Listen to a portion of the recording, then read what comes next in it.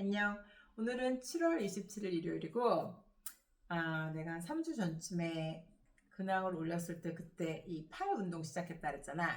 그래서 3주 동안 내가 매일매일 이제 이 트위스트 하는 운동을 했단 말이야. 그러니까 이제는 맨손으로 톤업 할 수 있는 만큼은 다 한 것 같아. 더 이상은 톤업은 안 되는 것 같고, 그래서 이제는 아령을 들고 운동을 하기 시작했어, 오늘부터. 이게 하나에 8파운드짜리인데, 8파운드면은 한 3.6kg, 3.7kg 이 정도 되거든, 하나에. 왜 처음부터 아령 들고 안 했니? 라고 할지 모르겠지만, 이게 3주 전만 해도 내가 이걸 들고 운동을 할 기운이, 그런 힘이 팔에 없었어. 근데 3주 동안에 그 트위스트를 하면서 그 맨손 운동으로 약간 이제 이게 빌드업이 돼서 스트렝스 빌드업이 됐기 때문에 이제는 이걸 들고 이렇게 뒤로 이렇게 하는 거 있잖아. 이거를 15개를 한다? 3주 전만 해도 이거 하나도 못했거든? 근데 이제 15개를 하는데, 물론 12개까지는 되게 너무 아무렇지 않게 해. 근데 12개부터 15개, 그 3개는 약간 스트러글이긴 하지만, 그래도 이제 15개까지는 할 수 있고, 점점 늘려가서 한 20개 정도까지 하는 게, 당장은 20개 정도까지 하는 게 내 목표야. 그래서 운동 잘하고 있고, 어저께 슈퍼맨 영화 보고 왔는데, 사실 내가 좀 약간 망설였던 게, 슈퍼맨이 나한테 되게 특별한 존재거든. 그러니까 내가 태어나서 처음 극장에 가서 영화를 봤던 게 슈퍼맨이었어요. 내가 그때는 이제 한국에 있을 때였는데, 국민학교 4학년 때 겨울방학 시작했을 때 우리 고모가 겨울방학 했으니까 고모가 영화 보여줄게. 그래서 나랑 내 동생이랑 그때, 그리고 이제 고모네 그 이제 아들 하나 딸 하나 있는 고모인데, 이렇게 넷을 데리고 고모가 극장에 갔단 말이야. 그러니까 일단 처음으로 극장을 갔던 거고, 그런데 거기 처음으로 봤던 영화가 슈퍼맨이야. 그러니까 지금 내 생각에 슈퍼맨 2였던 것 같아. 왜냐면 80년대 초반이었기 때문에 82년, 83년 뭐 이렇게 이쯤 됐었을 때였거든. 그러니까 슈퍼맨 1은 70년대에 나왔으니까는 2였지 않았을까? 1은 아니었던 것 같아. 2였던 것 같아. 그래서 이 슈퍼맨에 대한 이미지가 되게 강렬하게 나한테 남아있고, 이 사람은 나한테는 진짜 정말 막 신같이 너무 완벽한 영웅이란 말이야. 그리고 우리 스파이크 옆에서 지금 쩝쩝 소리 나면 그거 스파이크야. 음, 그런데 이번에 나온 슈퍼맨이 뭐 예전 슈퍼맨하고 다르게 뭐 약한 모습을 보인다 뭐 이런 말이 있었어서 그거를 나는 보고 싶지 않거든. 슈퍼맨에 대해서만큼은. 물론 내가 가장 좋아하는 슈퍼히로는 배트맨이지만, 그러나 그거랑은 다르게 슈퍼맨은 나한테는 그냥 늘 항상 그 자리에 완벽하게 있는 존재란 말이야. 너무, 너무 특별한 존재야, 나한테. 그러니까 배트맨은 사람들이 막 이리저리 꼬고 이렇게 해도 별로, 물론 내가 좋아하는 어, 슈퍼히로고 이래서 너무 많이 꼬아놓는 건 또 싫어할지 모르겠지만, 그래도 아직까지 나온 영화 중에서 특별히 싫었던 배트맨은 없었던 것 같아. 근데 슈퍼맨은 그 기존에 내가 갖고 있는 슈퍼맨에 대한 이미지를 망가뜨리는 걸 나는 원치 않았는데, 혹시 그런 건가 싶어서 보지 말까 막 이러다가 어제 가서 봤는데, 누가 슈퍼맨이 약한 슈퍼맨이래. 아니, 예전하고 다른 거 하나도 없어. 그게 슈퍼맨이야. 그 2025년에 나온 그 지금 극장에 걸려있는 그 슈퍼맨이 예전 슈퍼맨하고 똑같아. 뭐가 다르다는 거야. 그 약한 모습이라는 거는,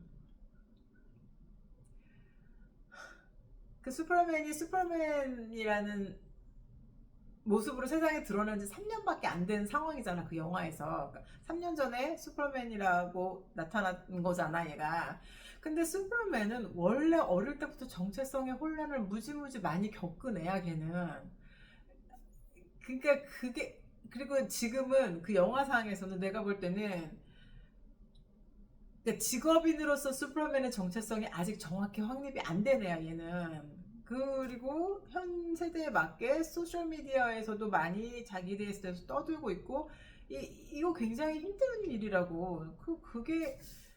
그걸 갖고 약한 슈퍼맨이라고 말하는 거는 아닌 것 같고. 그리고 처음에 뭐 여기저기 부러지고 나타났다. 이거는 걔를 그렇게 부러뜨린 애가 자기 자신이잖아. 자기 클론이잖아. 뭐 어떡하겠어. 자기가 그만큼 강해서 그런 걸. 그리고 어, 슈퍼맨을 이민자라는 입장에 두고 봤다? 슈퍼맨은 언제나 에일리언이었어. 그 에일리언이라는 영어 단어 자체가 외계인이란 뜻도 있지만, 그러니까 외계에서 온 우주, 뭐지? 외계에서 온 외계인이란 뜻도 있지만, 그 자체에 이 다른 나라에서 와서 거주하고 있는 사람이란 뜻도 에일리언에 있어요. 그래서 나 처음에 여기 미국에 왔을 때 그때 내 스테러스가 에일리언인 거지. 그게 불법이다라는 얘기가 아니야. 그냥 에일리언이라는 건 에일리언 스테러스는 여기 시민이 아니고 외국인으로서 거주하는 사람들이 에일리언인 거야. 거기에 제대로 합법적으로 거주하면 legal alien인 거고 불법적으로 거주하면 illegal alien인 거고 그건 거야. 그러니까 alien이라는 말 자체에 이중적인 뜻이 있기 때문에 그 사람을 이 영화에서만 이민자로 보는 게 아니야. 그 사람은 언제나 이민자였어. 근데 뭘 그거를 또 여기 무슨 뭐 좀 극우 보수들이 왜 걔를 에일리언으로 그 스테러스로 바라봤냐 뭐 이걸로 화를 낸다고 이런 말을 웃기지 말라고 그래. 걔는 항상 에일리언이었어. 어쨌든 영화 재밌었고 그리고 기존의 슈퍼맨과 다르다라는 거에 나는 동의할 수 없고 그게 슈퍼맨의 이미지야. 그리고 그 사람은 늘 고독했고 그래서 내가 그 스트리트 워즈 다운의 크립토나잇이라는 노래를 너무너무 좋아하는 이유가 그 가사 자체가 이 슈퍼맨 같은 존재들의 외로움에 대해서 너무 잘 표현을 하고 있어서 그래서 내가 그 노래를 정말 너무 많이 좋아했는데 물론 2016년에 엉뚱한 곳에서 노래가 쓰이는 바람에 너무 화가 났었지. 근데 이게 무슨 말인지 모르면 그냥 넘어가. 나도 자세한 얘기는 하고 싶지 않으니까. 근데 어제 우리 맥스가 아마 그 노래의 뜻이 뭔지도 모르고 그 노래를 썼을 거다 이렇게 얘기를 해서 그랬을 수도 있겠다라는 생각이 들어서 다시 또 그 노래를 좋아하기로 했어. 어쨌든 내가 한 3주 전에 그날 올렸을 때 잠깐 이 책을 보여줬는데 그때 내가 보여줬던 책은 내 건 아니었고 그때는 이제 우리 그 북클럽에서 그 로컬 라이브러리의 북클럽 이너 백이라는 그 시스템으로 빌렸던 책이었고 이제 그거는 우리 토론 다 끝나고 돌려줬고 근데 이 책이 너무 좋아서 내가 또 샀어. 타니시 코츠의 The Water Dancer라는 책인데 이거 지금 영화로 만들고 있대. 마이클 B 조던이 이 주인공 히람으로 나온다는 얘기가 있는데 정확한 건 모르겠어. 처음에는 북클럽 멤버들 중에 하나가 영화가 나왔대. 그래서 영화가 나왔대? 어디서 나왔대? 막 우리 보려고 막 노력을 했는데 나온 게 아니고 아직도 만들고 있는 중인가 봐. 근데 내용 자체는 이 책이 그러니까 세 파트로 나눠져 있는데 처음 챕터 9까지가 파트 1이고 그 다음부터 거의 대부분이 파트 2고 끝에 가서 한 몇 챕터가 파트 3야. 근데 파트 1에서는 약간 이렇게 재밌는데 한편으로는 좀 뻔한 내용인데 이런 생각이 좀 드는 책이야. 왜냐면 이게 배경이 남북전쟁 일어나기 바로 전의 배경이고 그러니까 아직 그 노예제도가 있을 때 그때 배경이고 그리고 주인공인 히람은 엄마는 노예고 아빠가 노예 준 거야. 그 엄마의 주인인 거야. 그 사이에서 태어난 거고 처음에는 이렇게 그냥 그 아빠의 농장이 모카 농장도 있지만 그 담배 농장도 있었는데 그 담배 농장인 거야. 얘네 아빠의 그 플랜테이션은. 근데 거기서 일을 하다가 어느 날 아빠가 얘를 집 안으로 불러서 집 안의 노예로서 그러니까 농장에서 일하는 노예들은 좀 더 하급 노예고 집안에서 일하는 노예들은 조금 대우가 괜찮은 노예잖아. 근데 자기 아들인 거 아니야. 근데 우리도 옛날에 양반하고 노예 사이에서 태어나면 아빠가 양반이라는 게 아무런 구실을 못하고 그냥 애도 노예가 되잖아. 그거랑 똑같은 개념인가 봐.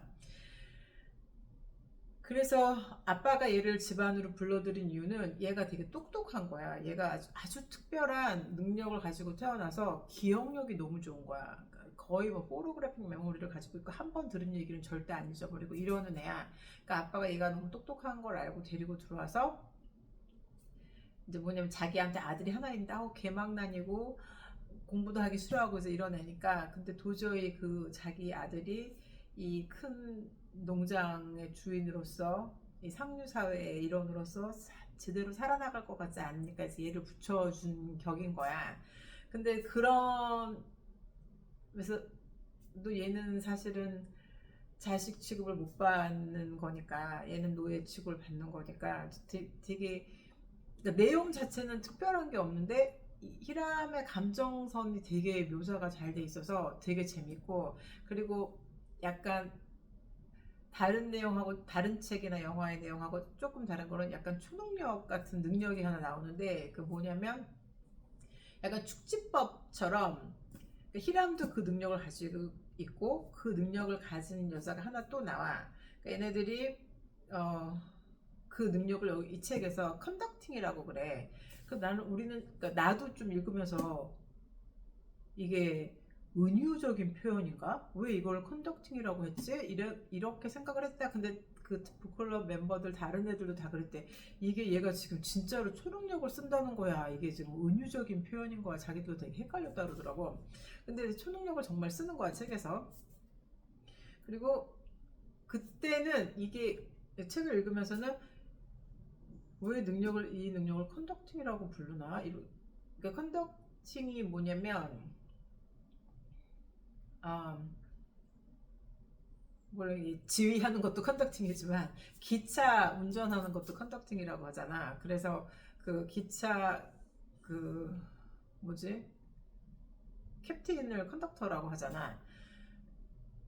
근데 그때는 왜 이거를 컨덕팅이라고 했나 그런데 나중에 이 디스커션을 하면서 북클럽에서 그때 나중에 이 책에서 나오는 언더그라운드라는 조직이 있어. 그 레벨 그러니까 노예제도에 반해서 우리 옛날에 독립운동하듯이 그런 운동을 하는 애들인데 근데 얘네들은 이제 다 미국 애들이니까 여기서 나고 자랐으니까 중고등학교를 여기서 나왔으니까 그런 역사를 좀 배웠을 거 아니야. 그러니까 얘네가 그러는 거야. 그 언더그라운드라는 게 진짜 실제로 있었던 조직이래.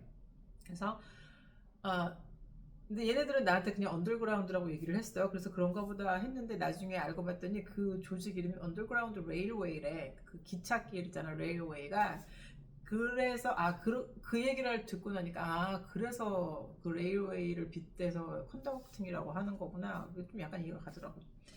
근데 내가 이제 이 얘기를 이제 이걸 다 읽고 디스커션을 하면서 애들한테 물어봤어. 너네 이런 그러니까 흑인의 역사를 학교에서 배웠니까 거기는 이제 사실 흑인 애들은 아무도 없었어. 흑인의 역사에 대해서 학교에서 배웠니? 중고등학교 때 했더니 배웠대 얘네들이.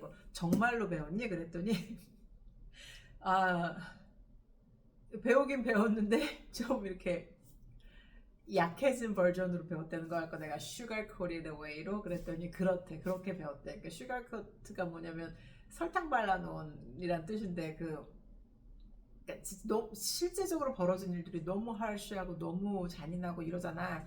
그렇게 잔인하게는 안 얘기해주고 그냥 이렇게 좀 대강대강 너무 깜짝 놀라지 않을 정도로만 그런 정도로 배웠고 대부분의 애들은 이제 자기가 따로 고등학교 졸업하고 따로 뭐 대학교 가서 배웠던가 아니면은 다큐멘터리나 영화나 이런 걸 보면서 배운 거라고 하더라고.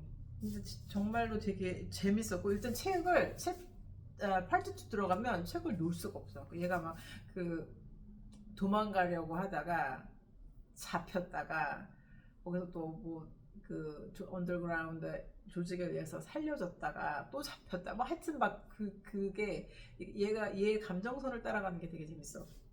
그래서 이 책이 한국에 들어간지 모르겠지만 일단 이걸 읽고 나면 좀 얘네들의 역사에 대해서 좀 더 알아보고 싶은 마음이 들어서 그래서 나도 그 언더그라운드 레일웨이라는 다큐멘터리도 있고 그거에 관한 영화나 뭐 시리즈 같은 것도 되게 많고 이래서 그걸 보고 있는 중이야. 되게 재밌어. 지금 우리 읽고 있는 이번 달에 읽고 있는 책은 Woman is No Man이라고 이거는 이타 프롬이라는 작가가 중동 출신 미들 이스턴 팔레스타인인가 뭐 거기 출신 작가인데 이것도 이제 자기 나라에서 여자들의 인권이 얼마나 서프레스돼 있나 그거에 대해서 쓴 소설이야. 근데 이것도 아직까진 재밌어. 내가 처음에 북클럽에 들었을 때 하도 이 북클럽에서 권해지는 책들이 내가 평상시에 들어보지도 못했고 평상시에 나를 위해서 고를 책들이 아니어서 이런 책들을 읽어야 되나 항상 시작할 때 이렇게 막 약간 릴럭턴트한 마음이 있다.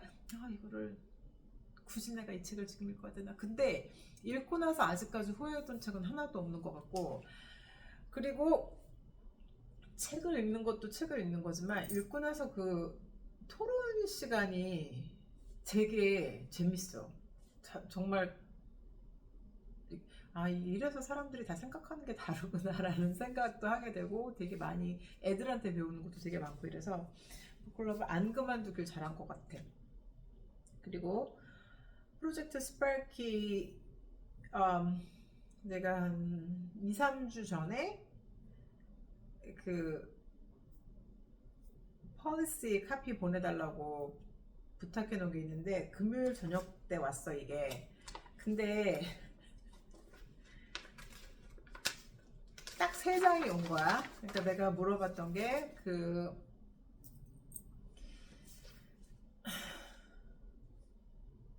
내가 리퀘스트를 했던 게 이런 사건이 들어오면 예를 들어서 누가 어떤 걔한테 물렸다라고 신고가 들어오면 그때부터 너희들이 어떤 대응을 하는지 너희들의 대응에 대한 팔리시에 대해서 나한테 보내달라지 이랬어. 근데 또 이걸 다 보내지도 않은 것 같고 이 마지막에 가서 이 3번째 장에 트레이닝에서 딱 끊겼어. 그래서 지금 아침에 내가 또 다시 이메일을 보냈지. 이게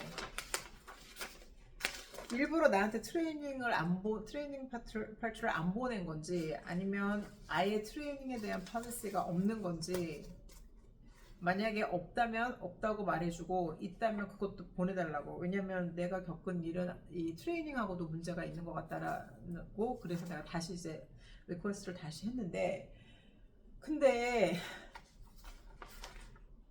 너무 이렇게 말해도 되나 허접해 이 policy가. 그래, 내가 사실 개인적으로 그 커뮤니티 오피서한테 반감이 있는 건 아닌데, 왜냐면 나름 열심히 일하려고 노력했어. 근데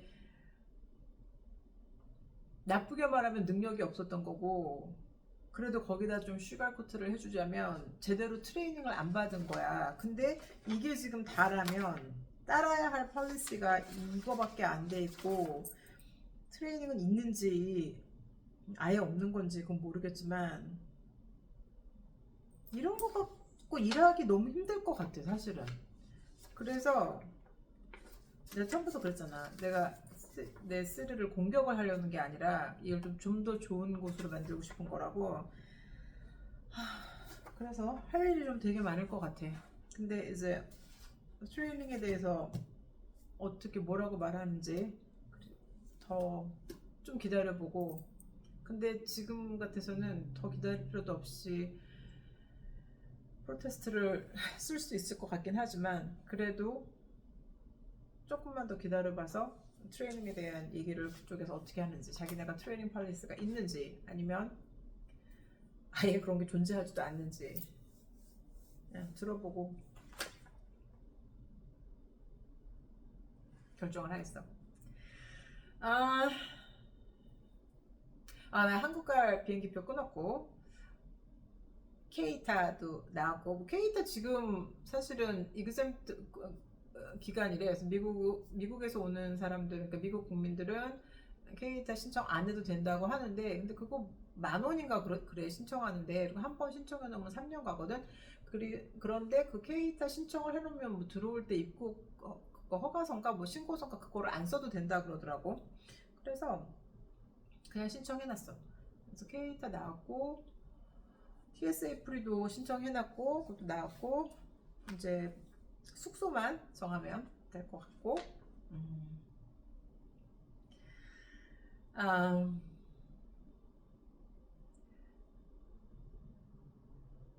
요새는 지난주에 내가 그 얘기는 다음에 해줄게.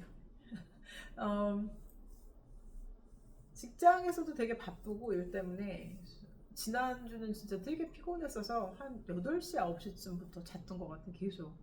8시, 9시 자서 아침에 5시쯤에 일어나니까 8시쯤 되면 막 눈이 막 감기고, 그래서 지난주는 사실 너무 피곤해서 발레를 2번 다 못 갔어. 월요일 날은 사실 안 갈 생각은 아니었는데 잠이 들어버린 거야 그냥. 그래서 그렇게 해서 아침까지 그냥 내내 잔 거야. 그래서 스킵했고, 수요일 날은 몸 상태가 도저히 피곤해서 못 갈 것 같아서 캔슬을 미리 했지. 근데 오늘은 좀 괜찮은 것 같, 그러니까 어제 오늘 많이 몸이 괜찮아진 것 같아서, 그래서 이제 다시 또 내일부터는 좀 더 다시 열심히 일하고, 이제 발레도 다시 또 나가고 그래야지. 어쨌든 특별한 일은 없고, 날씨만 조금 더운 건 난 상관이 없는데 이 휴미디티는 좀 가셨으면 좋겠어. 이 습기 많은 거는 너무 감당하기가 너무 힘들어. 물론 집 안에서야 에이스가 켜져 있으니까, 우리는 이제 중앙 냉방이기 때문에 켰다 껐다 하는 게 아니라 일단 여름 시작되면 계속 켜놓거든. 그래도 한국처럼 그렇게 전기세가 나오진 않아. 그리고 습기가 많으면 온도랑 상관없이 습기가 많을 때는 에이스를 켜놔야 돼. 그래야 집이 안 망가져. 그 습기 있는데 에이스 안 켜놓으면 이 곰팡이 생기고 그러거든. 그래서 그런 이유 때문에도 에이스를 켜놓기 때문에 집안은 괜찮아. 그러니까 나 지금 이렇게 담요를 덮어 쓰고 있잖아. 그랬는데 밖에 나가는 게 싫은 거지. 정말 노즈 포크 하기도 싫어. 아, 좋게 주말 마무리하고 새로운 한 주 잘 보내길 바래. 안녕.